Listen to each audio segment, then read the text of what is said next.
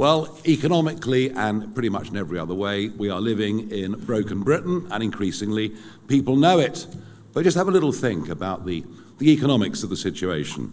Taxes up to a post-war high, debt exploding, debt repayments becoming unsustainable,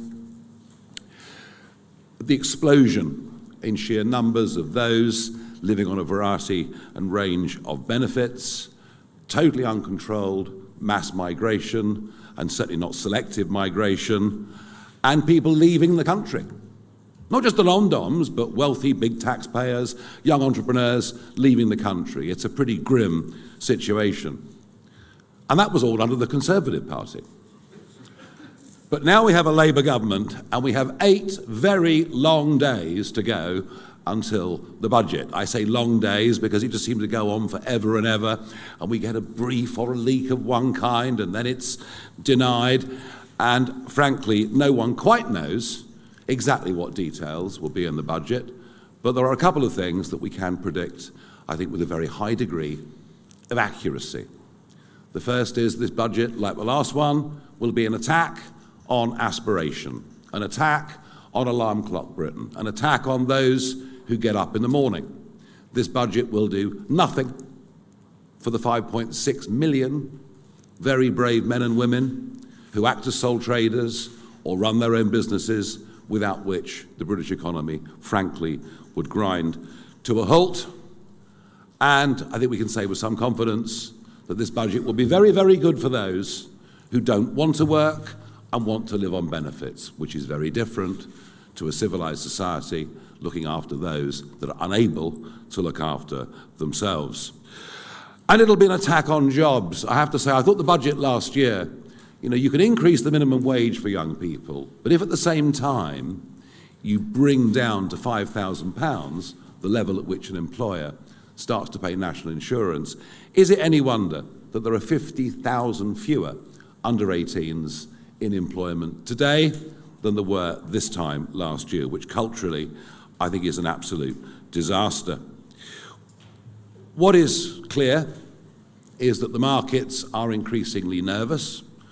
I know that Andy Burnham thinks that doesn't matter, but actually the bond markets in the end are enormously powerful, as Liz Truss's government found to their cost.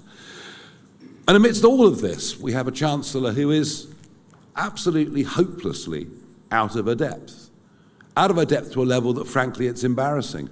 It was Lee Anderson that called her Rachel from accounts during PMQs some time ago, and that really stuck. Although Lee now says he feels sorry for her on a human level, and actually, I think we can all understand that. So what we're going to get is a budget that'll be drafted by left-wing think tanks, a budget that'll be drafted by people who've never run a business, who've never had a proper job in their lives, and that's the level of disconnect that exists. Now, I do think we're setting the pace on a number of things. I thought, despite her protestations, I thought a lot of what Shabama Mahmood said yesterday was driven directly by fear that Labour are losing votes, particularly in the Red Wall, to reform. And rhetorically, we would agree with a lot of what the Home Secretary said. Indeed, there are some of us that thought it might just be a pitch. Maybe that's our next defector, I'm not sure. If her backbenchers vote against her, that could become a bigger likelihood. There was no doubt, as I say, that we led the agenda on that illegal migration is making the country very, very angry, and she said it's, tearing the country apart. But economically, it is legal migration that is doing enormous damage to the British economy, and it's been so difficult to even talk about this subject without being screamed down. But just look at the direct link between falls in productivity and the mass importation of unskilled labour. In fact, that trend has been there now for the best part of 20 years. There are enormous costs to our benefit system of those, not just illegally, but legally have come into our country. And today, Zia is going to address some of that, as indeed we've touched on before. The idea that will get put at an alternative press conference today, which I understand is going on at the same time as this one, is that somehow Reform support a ballooning benefits bill, and yet we're the ones proposing the most radical cuts to benefits in numerical terms that have ever been seen in the history of this country. So I'm going to ask Zia to lay out our key 5 points today. We'll then, of course, take questions on that and anything else, as we always do.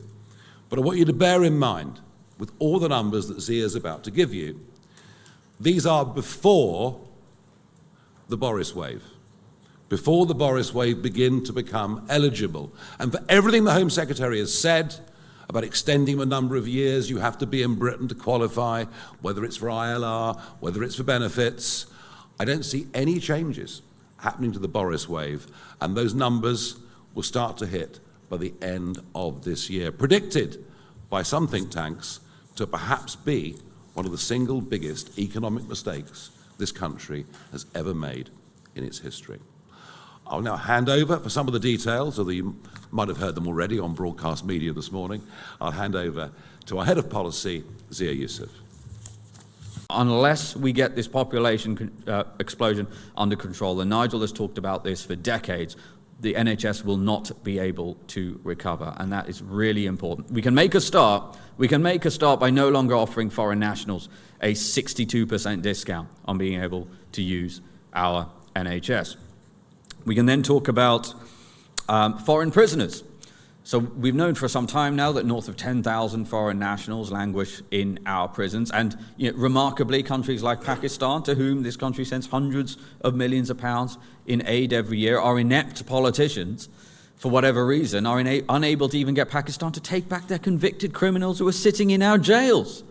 And we're still sending them hundreds of millions of pounds in foreign aid and issuing them visas in all sorts of different ways. And then so that would save £500 million adjusted for deportation costs. That's based on onward data that was published this week. And then you have the PIP announcements, the PIP reforms that Lee Anderson and I announced recently. Now, by the way, most of these numbers, Nigel mentioned ILR, the numbers I'm giving you, the £6 billion in the form of savings this year if we were to halt welfare universal credit payments alone to foreign nationals, the $10 billion saving in foreign aid, the $5 billion, by the way, that the immigration surcharge increase would raise this year. All of these numbers compound at dramatic rates over the coming years. Those numbers I've given you are just for this fiscal year because we're talking about plugging the black hole and negating the need for tax rises. But to give you an idea on this, in that press conference we said by 2029 the PIP reforms that Lee and I proposed would save £9 billion per year in 2029, namely no longer paying for non-serious anxiety, but actually putting those people on back-to-work programs, which all of the academic research in Europe shows that is the best possible thing you could actually do for the recipients of that welfare too, many of whom are very young and being tossed on the scrap heap. But this year, that would still save £3.5 billion. So you top all of those numbers up, you get to above £25 billion, and these are savings that Rachel Reeves could choose to make in her budget that is coming up. We urge her to make these changes. And the fact that despite us doing this press conference and our pleas, the likelihood she will choose not to do those things and instead choose to raise taxes on British people is because Labour is making the conscious and deliberate decision to continue funding extortionate amounts to foreign nationals to the detriment of British citizens. And I don't know what to call that, frankly, in my view, is treachery. I think it's appalling. British people are sick and tired of it. So those are our proposals. We're pleading with Rachel Reeves. Let's enact these. Let's raise and save £25 billion, plug the black hole that you've created, and put British people first. Thank you very much.